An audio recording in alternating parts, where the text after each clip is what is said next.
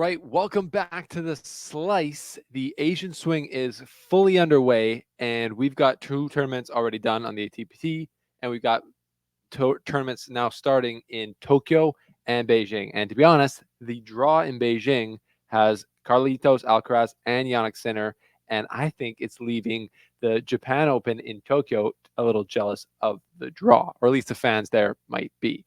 So we're going to break down the draws in Tokyo and Beijing, as well as the women's WTA China Open, also in Beijing. It's the Asian Swing. There's lots of tennis going on, and we're here to give you the slice on what's going on. This is the Slice presented by Betway. Let's get into it. Thanks for being here.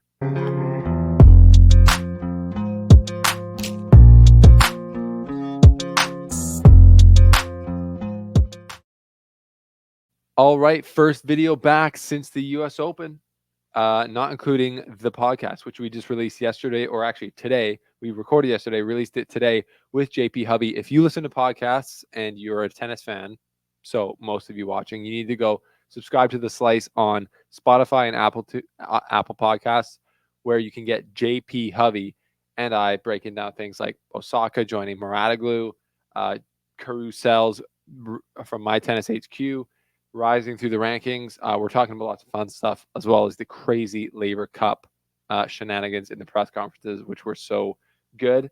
So that is the podcast. Check it out. Also, thanks for being here. We're on the road to 20,000 subscribers. So if you have not yet, please help us out and smash the subscribe button. That does help. And speaking of help, the Slice is presented by Betway, and they help us out in a big way. So shout out to our sponsors. Betway, the best way you can support the show, other than subscribing, is just by, if you're going to gamble and you're going to bet smart, bet the responsible way, you got to bet with Betway. So thanks for supporting our sponsors. And yeah, so we've got an Asian Swing about to, or it's already started. We're going to talk about the two winners so far in the ATP 250s that have happened. But we're also going to look, in depth at the draws in Beijing and Tokyo. And as I said, Beijing has three of the, in my opinion, the three top players on the men's side.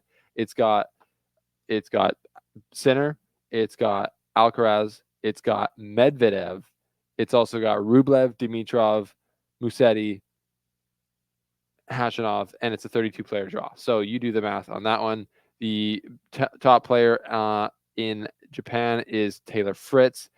Second is Hubert Hurkacz. So there is a little bit of a discrepancy, I would say, between the two draws as far as top-tier superstar talent. So maybe some of the fans will be going from Japan to China to watch this one. I don't know. If you live in those parts of that part of the world, is there any rivalry between those two tournaments? Or probably there is between those two countries. Anyways, interesting to see. I wonder why more, the top three guys all went to Beijing. I bet you it has nothing, they probably don't know each other's schedules. They're just like, they pick one. Maybe it all just worked out this way. I don't know, but that's going to be a really competitive tournament in Beijing. And it will still obviously will be in Japan. It'll just be, there'll be more guys that feel like they can win it. We talked about this on the podcast, including our guy, Felix Auger-Aliassime, who plays great on the fast hard courts on the Asian Swing. And before we get into the draws, what does the Asian Swing matter in the grand scheme of things? Well, a lot of people talk about how the U.S. Open doesn't really, anything after the U.S. Open is a little bit, doesn't matter. And I feel that there is the fatigue of the season being too long. We get that. But there's interesting ways that this part of the season can matter.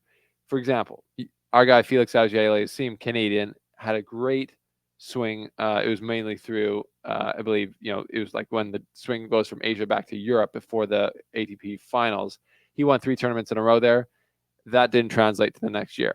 But Yannick Sinner last year won in Canada, and then won a bunch of tournaments on the Asian hardcourt swing, and then played really well at the ATP finals. And this part of the season obviously translated into him feeling super confident going into the Australian Open, winning that, and then winning the US Open, 2 majors in the next year, following a really good run here on these courts, which prepare you for the hard court swing to start next year. So it all, I think, matters. And it's going to be interesting to look at how this plays out with the top guys all in Beijing. But what happened before we got to Beijing? Well, there was a tournament, the ATP 250 in Hangzhou, China, where Marin Cilic, as a wild card, won the tournament. The big Croatian, you love to see it. He beats Zhizhen Zhang 7-5, 7-6, 7-6, 2 tie breaks. But he did it. He went all the way through the tournament and won this thing. As a wild card, he beats Uchiyama, beats Nakashima, beats Zhang in the final. Pretty impressive there from Marin Cilic. Holger Rune went out in the first match that he played, which was pretty savage. He's been having a terrible year which continues. But for Marin Cilic, that's a great win, and you love to see him back. In Chengdu, also in China, Lorenzo Musetti, the number 1 seed, upset by Jerry Shang in the final. So that's the first ATP title for Jerry Shang. He's amazing. And guess what year he was born in? We're going to look it up. It doesn't stay here, but I believe that's crazy. I believe he was born in, why doesn't it say where his age is anywhere on the ATP tour? Oh, there it is. Age 19. He was born in 2005. 5'11", beats Lorenzo Musetti in the final of Chengdu, and that's a huge result for him, obviously. So he's one to watch. 18 years old, ATP title in his home country. You got to love it. Okay, let's go look at the China Open in Beijing. It's an ATP 500, obviously. It's a tiny draw, 32 players, super dense, which is great. The seeded players, number 1, Jannik Sinner. Number 2, Carlos Alcaraz. Number 3, Daniil Medvedev. Number 4, Andrei Rublev. Number 5, Grigor Dimitrov. Number 6, Lorenzo Musetti.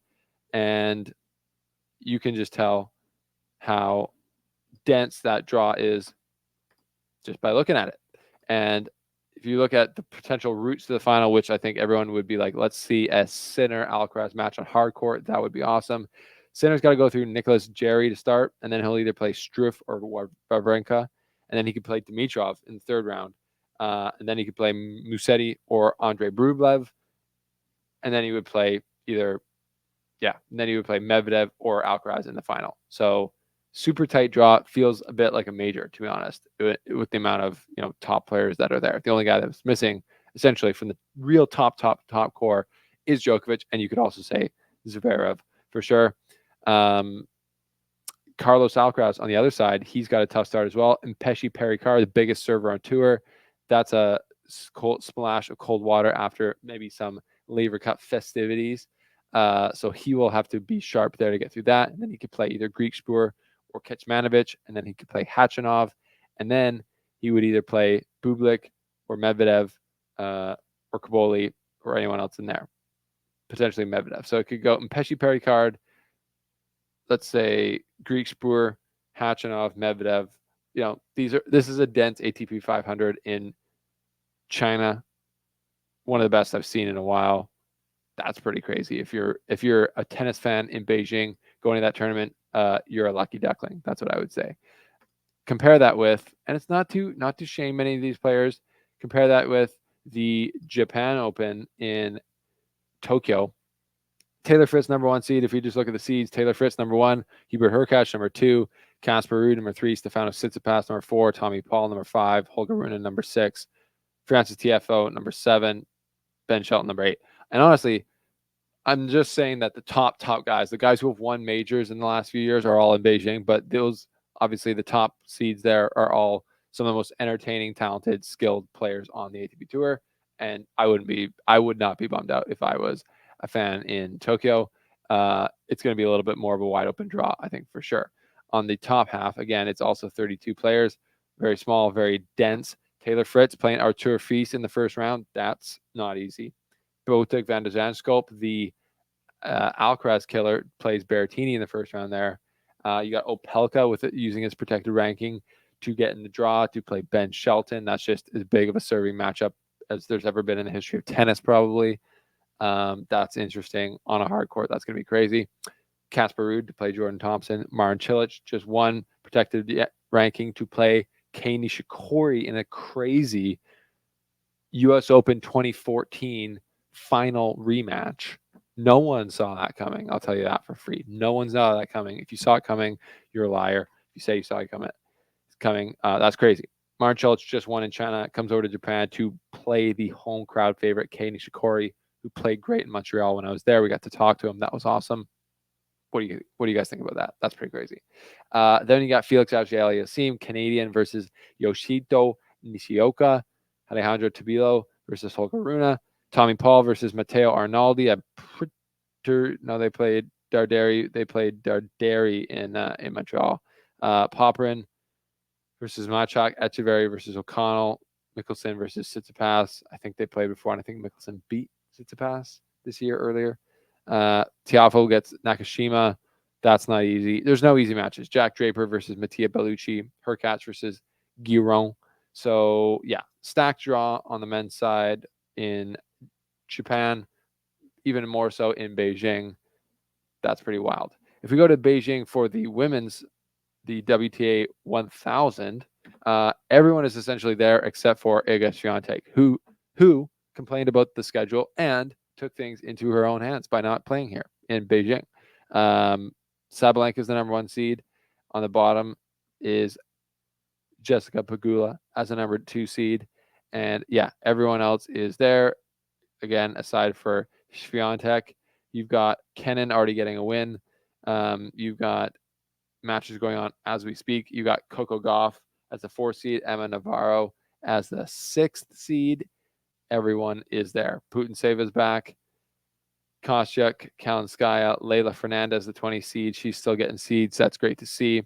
Qinwen Zheng, probably just, feeling good after her coach who betrayed her, left her back for Osaka, just got canned by Osaka. And, if you're petty like me, that would just feel amazing, I think. I don't see where Osaka is actually at here in Beijing, but I know she's in the draw. So we'll look for her to be paired up with the coach. See how they do in the draw. I don't see her. Let's just do one more quick swing through here.